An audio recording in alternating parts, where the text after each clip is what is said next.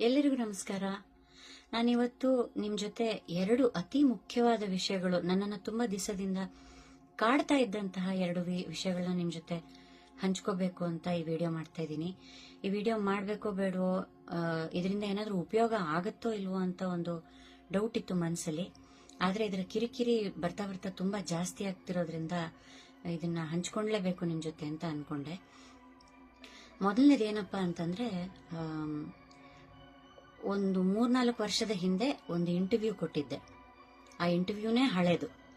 ಆ ಇಂಟರ್ವ್ಯೂಲಿ ನನಗೆ 20 ವರ್ಷಗಳ ಹಿಂದೆ ಸಣ್ಣದಾಗಿ ಗಂಟಲಿನ ಕಿರಿಕಿರಿ ಸಮಸ್ಯೆ ಉಂಟಾಗಿ ಕೆಲವು ತಿಂಗಳುಗಳ ಕಾಲ ನನಗೆ ಹಾಡೋದಕ್ಕೆ ಆಗ್ತಾ ಇರಲಿಲ್ಲ. ಆ ವಿಷಯನ ಹಂಚ್ಕೊಂಡಿದ್ದೆ. ಆಮೇಲೆ ಹಾಗೆ ಹೇಗೆ ಆ ತೊಂದರೆಯಿಂದ ನಾನು ಈಚೆ ಬಂದೆ, ಹೇಗೆ ಮತ್ತೆ ಹಾಡೋದಕ್ಕೆ ಪ್ರಾರಂಭ ಮಾಡಿದೆ ಅಂತ 4 ಜನಕ್ಕೆ ಉಪಯೋಗ ಆಗಲಿ ಅಂತ ಆ ವಿಷಯವನ್ನು ಹಂಚ್ಕೊಂಡಿದ್ದೆ.